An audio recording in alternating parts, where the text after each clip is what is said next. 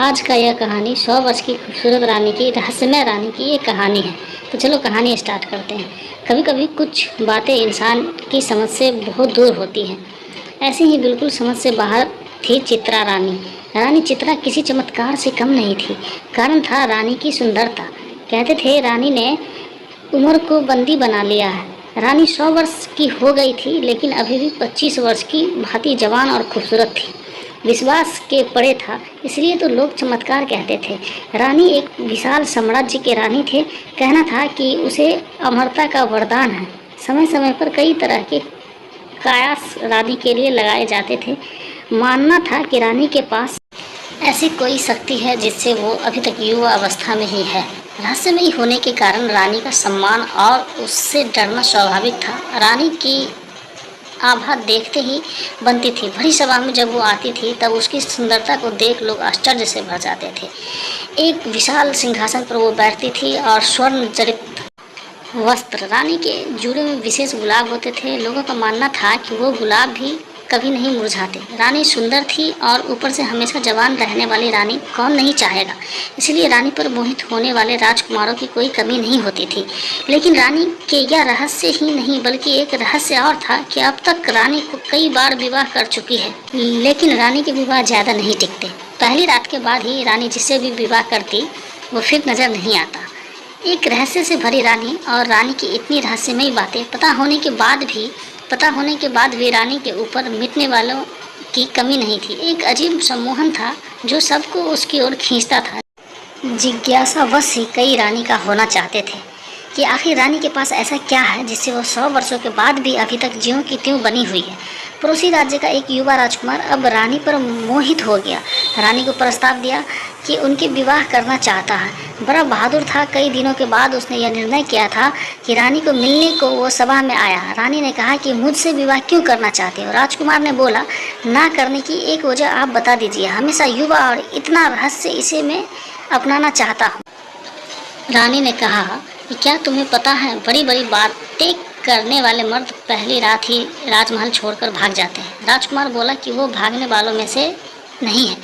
रानी बोली, हमने यह दावे पहले भी सुने हैं, लेकिन जिस आश्चर्य को देखने वो आते हैं उसे देखने के बाद किसी को दिखाई नहीं देते हैं। कई दिनों तक रानी ने उसे समझाने की कोशिश की, लेकिन राजकुमार अडिग रहा। रानी ने कहा, हमने तुम्हें बहुत समझा दिया। अब तुम्हारे साथ जो भी होगा उसके लिए तुम स्वयं जिम्मेदार होंगे। रानी का विवाह एक बार फिर होना तय हुआ। राज्य में फिर से चर्चा का विषय बन गया कि सभी लोगों का मानना था कि पिछली की तरह यह राजकुमार भी एक रात के बाद अदृश्य हो जाएगा। रानी के चेहरे पर एक अभिमान वाली मुस्कान थी। सारे राज्य को सजाया गया और रानी का विवाह उस राजकुमार के साथ संपन्न हुआ। बस अब था उस रात का समय, जिस रात में कई रहस्य है, जिस रात के बाद रानी के कई राजकुमार दिखाई नहीं देते हैं। रानी और राजकुमार की सुहागरात के लिए रानी का कक्ष विशेष रूप से सजाया गया। राजकुमार रानी के कक्ष में आया। उसे कुछ अजीब चीजें नजर आई। उसे कक्ष के भीतर एक पिंजरा दिखाई दिया जिसका दरवाजा खुला था। रानी बिस्तर पर बैठी थी। राजकुमार पहले से ही सतर्क था। उसे पता था कि रानी के कक्ष में कुछ भी हो सकता है, इसीलिए उसे जागे रहना है। रानी ने कहा, क्यों इतने भयभीत क्यों हो? आज हमारी सुहागरात है। रानी खड़ी होकर राजकुमार के पास आ गई। रानी उसे पिंजरे के मुंह के पास ले आई। रानी ने जब राजकुमार की आंखों में देखना शुरू किया, राजकुमार रानी की सुंदरता पर मोहित हो गया। उसकी बड़ी बड़ी आंखों में खो गया। राजकुमार ने रानी के बाल खोलने चाहे, उसके जूड़े को हाथ लगाया और उसमें लगे गुलाब के फूलों को निकालना चाहा। रानी डर गई और तुरंत ही राजकुमार का हाथ पकड़ लिया।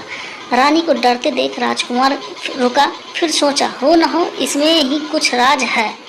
उसे पता चल गया था कि इन फूलों में कुछ रहस्य है। रानी के मना करने पर वो उस समय रुक गया, लेकिन उसके मन में यही था कि अब उसे उन फूलों को निकालना है। राजकुमार ने रानी को थोड़ी देर सहलाया, फिर एकदम से उसके गुलाब को जूड़े से निकाल दिया। रानी जोर से चिल्लाई, कहा था उसे मत छूना। एक गुलाब निकालते ही रानी कुछ वर्ष अधिक आयु की हो गई। रानी अब गुस्से से लाल हो गई। राजकुमार बोला, अच्छा तो यह है तुम्हारी आयु का रहस्य?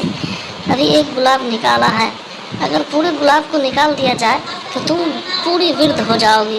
राजकुमार बोला, मैं तुम्हारा पति हूँ, मुझे अभी भी तुम बता सकती हो आखिर यह गुलाब क्या है और तुम्हें कहाँ से प्राप्त हुए हैं। रानी डरी और राजकुमार के पास आई, बोली कि अगर तुम मुझे यह गुलाब दे दो तो मैं तुम्हें सच बता दूंगी। राजकुमार ने गुलाब दिया और रानी ने गुलाब लेते ही राजकुमार को पिंजरे के अंदर धक्का मारा।